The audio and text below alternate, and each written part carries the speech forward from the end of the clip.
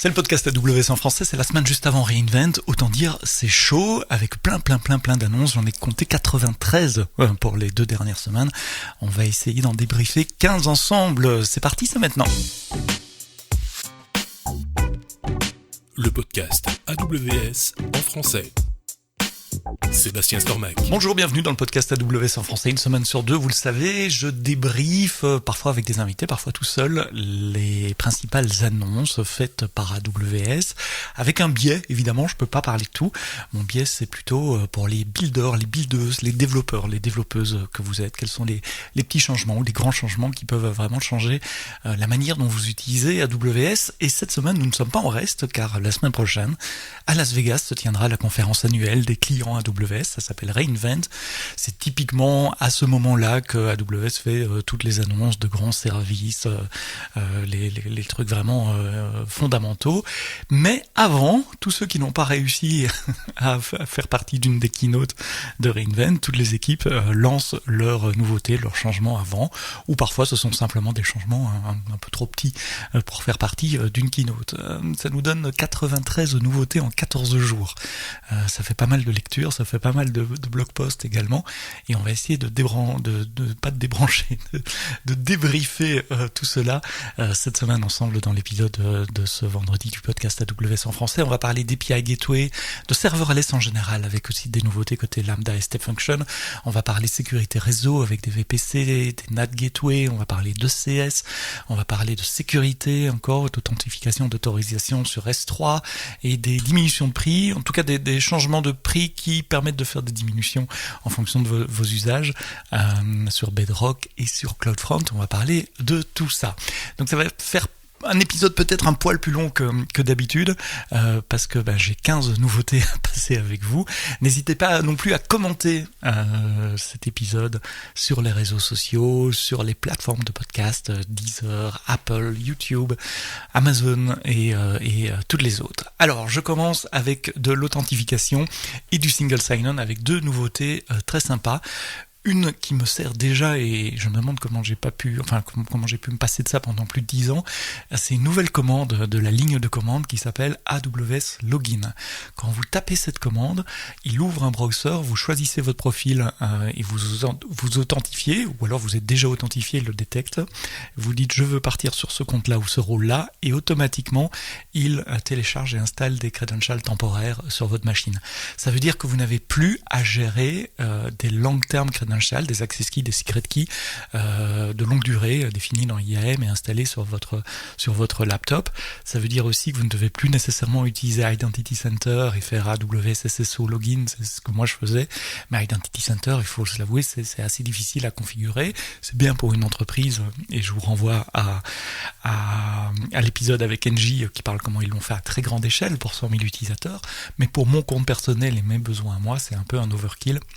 Et donc AWS Login répond à cette problématique d'authentification sans credentials durables, sans credentials permanents, des credentials temporaires et très facile d'accès. Il faut mettre, ça dépend de bot au core, donc si vous avez des outils qui dépendent du Python SDK, il faut qu'ils soient à jour, il faut que la ligne de commande soit à jour également. Pensez à mettre tous vos petits outils à jour et ça devrait fonctionner tout seul, sans rien à configurer de votre côté. Côté authentification, on annonce également de la fédération d'identité avec IAM, et là vous allez me dire comme d'habitude, oui mais Seb, ça existe déjà. Ouais, mais c'est dans l'autre sens. Donc jusqu'à présent, ce que vous pouviez faire, c'était demander à vos utilisateurs d'aller s'authentifier ailleurs, sur Google, Facebook ou n'importe quel fournisseur qui est conforme au IDC. Moi je le fais souvent dans des applications de démo avec Signing with Apple par exemple. Et puis une fois qu'on a un token généré par un tiers, on vient frapper à la porte d'STS et on dit est-ce que tu peux échanger ce token JWT pour des credentials temporaires, une access key, secret key AWS. Ça c'était comment ça marchait. Maintenant c'est l'inverse. Imaginez que vous voulez capitaliser sur votre Identity Center, justement, vos identités AWS bien connues, pour obtenir des tokens JWT pour aller présenter à d'autres applications, par exemple des applications en mode SaaS. Eh bien, vous pouvez faire ça maintenant avec AWS IAM Outbound Identity Federation. En gros, vous allez frapper à la porte d'STS pour dire voilà, je suis authentifié avec une access key, secret key, génère-moi un token JWT qui prouve qui je suis sur AWS. Et donc STS devient maintenant un fournisseur OIDC. Il peut émettre des tokens JDBC. Il a les endpoints URL standard au haut, vous savez, le .well-known jwks.json, pour que la personne, enfin le système à qui vous allez présenter ce token d'identité puisse accéder aux clés publiques et effectivement vérifier les claims qui sont dans le token. Je suis très curieux de voir comment nos partenaires vont utiliser ça pour faciliter l'authentification, le single sign-on entre AWS et leurs services. Si vous avez des applications qui font de l'authentification par JWT, elles peuvent peut-être maintenant déjà bénéficier de cette fédération d'identité en sortie. C'était une grosse semaine pour API Gateway avec plein de nouveautés. Alors API Gateway reste, parce que vous savez il y a REST et HTTP, donc l'API Gateway reste, API Gateway version 1 comme on l'appelle aussi, supporte maintenant le response streaming. Vous pouvez streamer des réponses à travers API Gateway, et ça c'est une demande qui vient évidemment de la part de ceux qui développent des agents IA, parce que les IA génèrent des réponses qui peuvent être parfois assez longues, et vous voulez pas attendre que la réponse soit entièrement générée avant de la donner à votre client. Vous préférez streamer les bytes, réduire ainsi ce qu'on appelle le time to first byte. Eh bien, c'est maintenant possible avec l'API Gateway REST. L'API Gateway ajoute également un portal. Ça me propulse 20 ans en arrière. Quand on a beaucoup d'API dans une entreprise, on veut aussi avoir un portal, une page web où je suis authentifié, où je peux découvrir les différentes API, je peux les tester directement, un peu comme avec ce qui est généré par OpenAPI par exemple. Je peux tester directement l'API dans une interface web, et donc en tant que développeuse, ça m'aide de découvrir les API d'entreprise et de pouvoir les utiliser, les prototyper avant d'écrire du code. Et bien maintenant, API Gateway peut générer un portal.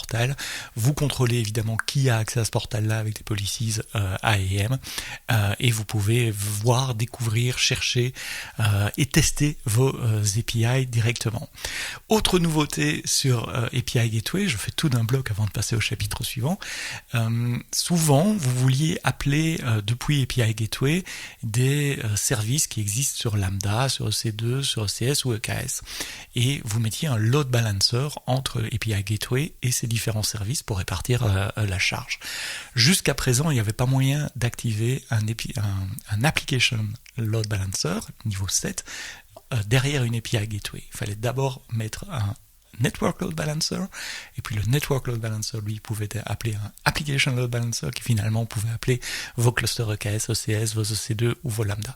Ça ne servait à rien fonctionnellement, je veux dire, à part générer de la facturation, mais techniquement il n'y avait pas moyen de lier une API Gateway à un ALB. Et bien maintenant c'est possible.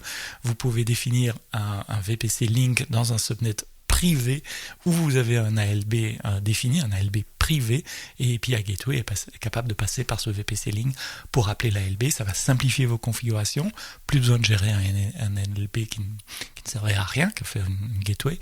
Ça va simplifier vos factures, diminuer vos factures également, puisqu'il ne faut plus payer pour ces NLB. Donc 3 nouveautés relativement majeures quand même sur API Gateway cette semaine. Alors tant qu'on parle de réseau avec des load balancers, il y a des choses qui changent au niveau réseau également. Une grosse annonce mais qui a été mal comprise, c'est AWS NAT Gateway supporte la Regional Availability.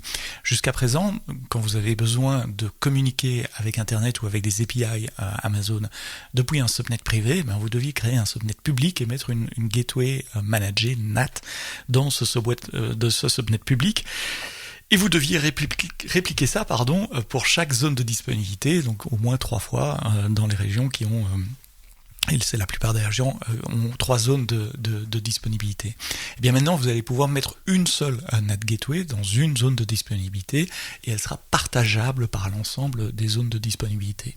Il y a beaucoup de gens qui ont dit « Ah chouette, ça va me permettre de diminuer mes coûts de NAT Gateway » et non, c'est pas vraiment l'optique parce que vous êtes quand même facturé par pas de réseau, donc par interface réseau dans chaque availability zone par heure. Donc le coût restera le même, mais en termes de gestion, vous n'avez pas à changer votre table de routage. Si vous rajoutez une zone de disponibilité par exemple, la gateway est directement partageable à travers toutes les zones de disponibilité. Donc ça va simplifier votre gestion de l'infrastructure, ça va faire moins d'éléments dans votre infrastructure, donc ça ne va pas diminuer nécessairement vos coûts.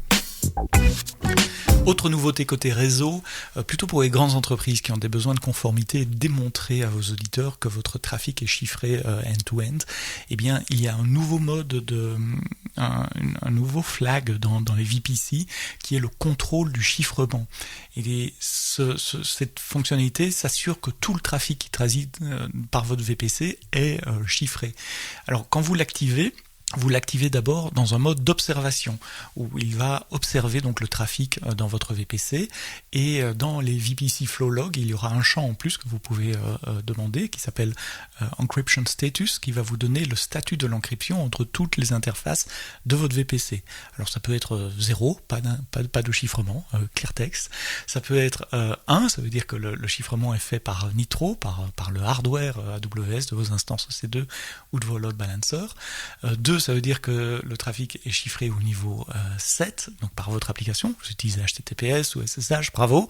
Et 3, ça veut dire le trafic est à la fois chiffré au niveau applicatif et au niveau réseau. Et donc ça vous permet de générer une carte des services qui sont chiffrés et des services qui ne le sont pas.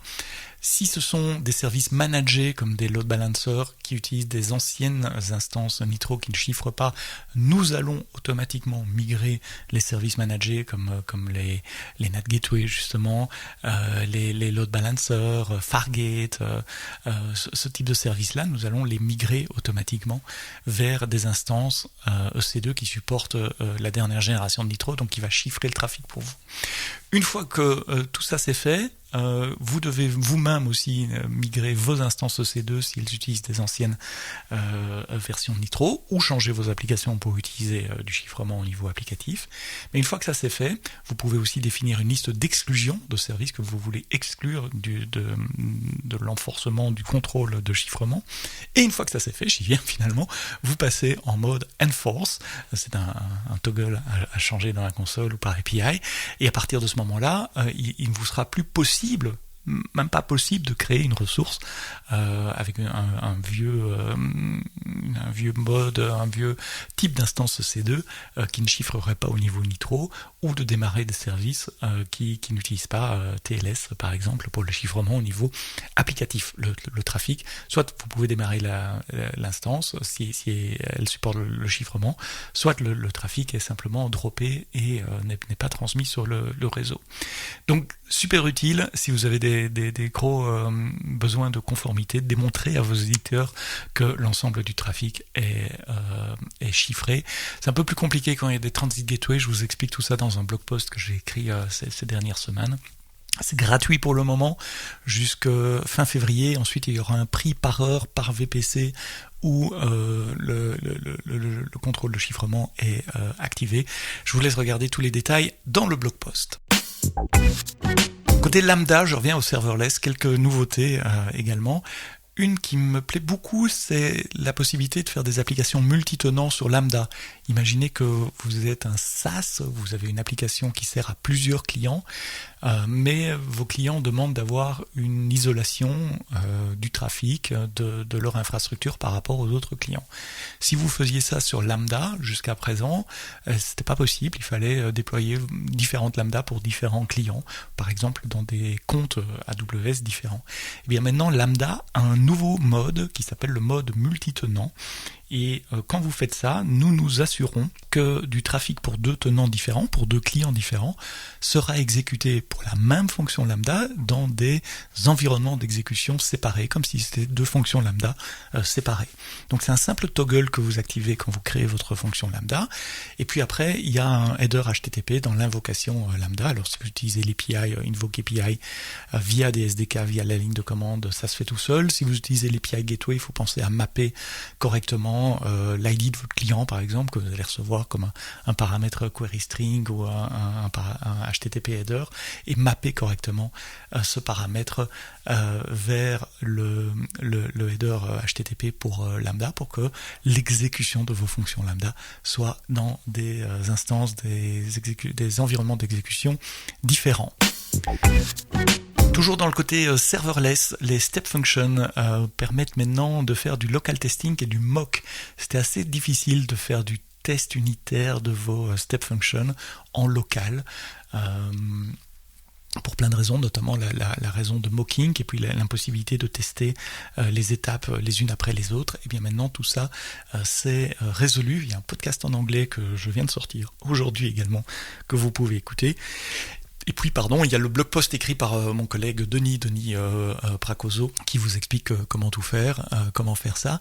Mais c'est génial, ça veut dire que maintenant je peux mettre du unit testing de mes step functions dans mes chaînes d'intégration continue, de déploiement continu, de CI/CD et de moquer, donc de simuler les différents services que les step functions appellent. Et ça marche pour tous les outils de transformation qu'il y a dans une step function, y compris des outils assez complexes comme le parallel state ou le maps par exemple, peuvent être testés également.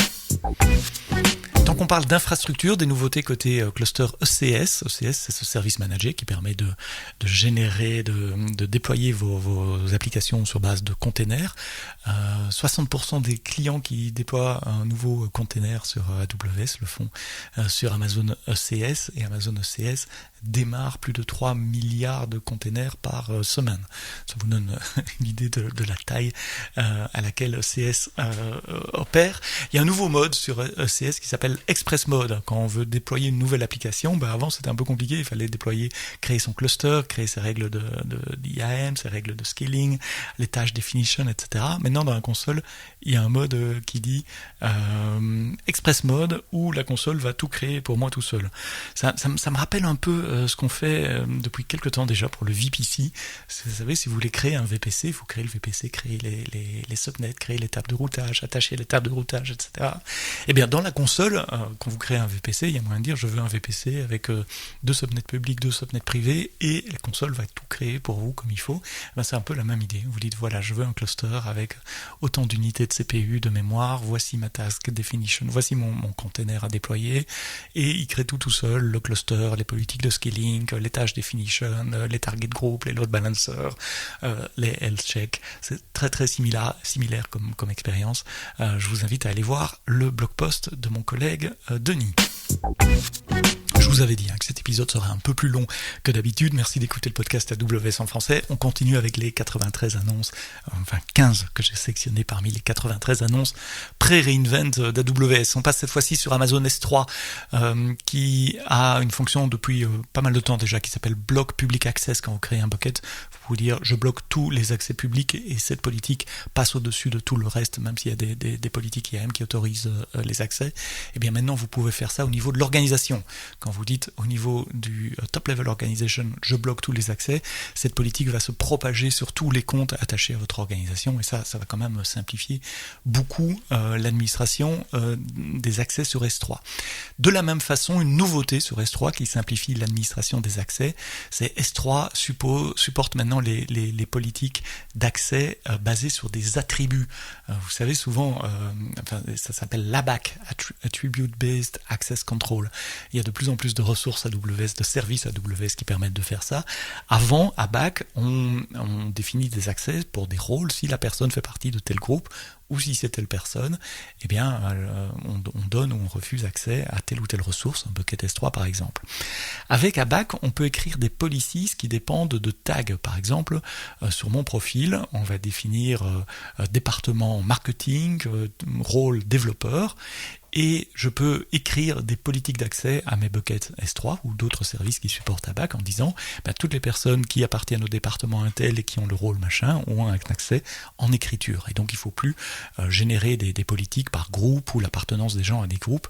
Il suffit de définir des politiques sur des rôles qui sont définis dans des tags et correctement gérer les tags sur les identités et les rôles IAM.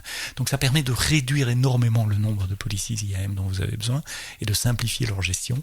Je répète, c'est déjà déployé dans plein de services et ça arrive enfin sur Amazon S3 et ça, c'est une bonne nouvelle. Allez, plus que 3. Merci d'être toujours là. Si vous écoutez encore après 19 minutes cet épisode, un peu plus long que d'habitude. On va parler de prix, de réduction de prix. Alors, c'est pas vraiment une réduction de prix dans le sens le prix liste sur le site web ne baisse pas, mais c'est différentes options de pricing qui vous permettent, pour les applications qui peuvent en bénéficier, de significativement diminuer le prix existant. Donc, moi, je considère que ce sont 2 réductions de prix. La première s'applique à Bedrock. Bedrock, c'est ce service managé qui vous permet d'accéder à des large language models de l'étagère, mais aussi du rack et des possibilités de personnalisation de modèles. Il y a un nouveau concept de tiers de service dans Bedrock qui va vous donner différentes, performances, mais c'est plutôt latence. En gros, quand vous envoyez une requête à Bedrock sur l'API Invoke Model ou Converse par exemple, en streaming ou en normal, vous allez définir la priorité de votre requête. Il y a 3 niveaux de priorité. Standard, c'est celui par défaut, si vous ne dites rien, c'est celui d'aujourd'hui qui existait déjà avant et qui a le même prix qu'avant. Mais on a un mode haute priorité qui s'appelle Tadam Priority, tiens donc, et donc ces requêtes-là seront traitées avant celles de standard. Et donc si vous avez des applications qui sont très sensibles à la latence que vous mettez face à vos clients, par exemple des chatbots typiquement, vous voulez peut-être qu'on réponde plus rapidement à ces requêtes-là qu'à d'autres. Et puis en dessous de standard, il y a un mode flex où c'est plutôt pour des requêtes moins urgentes. Si vous avez des batchs, que vous voulez faire des résumés de texte, générer des emails, générer des messages sur réseaux sociaux en mode batch, pas en temps réel, vous pouvez avoir un meilleur prix par requête, par token, si vous classifiez vos requêtes comme étant moins prioritaires. Donc ça se joue vraiment à la requête, c'est à chaque appel d'API. Si vous ne changez pas vos appels d'API, c'est standard par défaut. Mais sinon, sur certains modèles, il y a maintenant la possibilité de mettre dans le JSON, dans le body, un argument service tiers qui dit comment Bedrock doit générer ça. C'est moi qui ai écrit le blog post. Je vous ai mis un exemple de code. Alors, c'est pas tous les modèles pour le moment. Je ne me suis pas risqué à lister les modèles dans le blog post parce que ça va changer très vite, mais je mets un lien vers la page de la doc qui vous liste tous les modèles. Il manque Claude, Anthropic pour le moment. On sait, on est en train de travailler avec eux, mais voilà, vous pouvez le faire. Non, tiens, je rafraîchis la page. Hier, il manquait Claude. Aujourd'hui, maintenant, il y a Claude Sonnet 4.5 et fait partie de la famille pour certains tiers. Sinon, il y a OpenAI avec GPT, il y a Qwen, différents modèles Qwen, il y a DeepSeek, qui a les modèles d'Amazon Nova Premier et Nova Pro également. Et puis, dernière petite séquence dans cet épisode du podcast, un nouveau prix pour CloudFront également. CloudFront, c'est ce service de Content Delivery Network que vous pouvez mettre entre vos clients et vos applications pour servir du contenu au plus proche de vos clients. Et bien maintenant, il y a un flat price, un prix unique par mois, quel que soit le trafic que vous ayez sur votre application. C'est une option évidemment, vous pouvez toujours choisir d'aller on demand, pay as you go, ou vous pouvez opter pour le flat price. Alors le flat price, c'est pas juste pour le CloudFront, mais ça inclut également du WAF avec du DDoS, avec de la gestion de l'analytique de bot, avec du DNS, avec de l'ingestion de logs sur CloudWatch, avec un peu de serverless edge compute et du stockage sur S3. Donc ça c'est le package, et il y a 4 tiers, un tiers gratuit à 0, comme le nom l'indique, pour 1 million de requêtes, 100 gigas par mois, avec une protection des DOS, avec du rate limiting IP, avec du filtrage par géographie, avec la possibilité de mettre des fonctions lambda en edge, du routing, du DNS, un certificat TLS, 5 gigabytes de stockage sur S3, tout ça gratuit. À 15 € par mois, vous avez jusqu'à 10 millions de requêtes et 50 terabytes par mois. À 200 € par mois, vous êtes en business avec 125 millions de requêtes, 50 terabytes par mois, et puis il y a un prix premium à $1000 par mois. 500 millions de requêtes et 50 terabytes, et évidemment tout le reste augmente, il y a plus de services.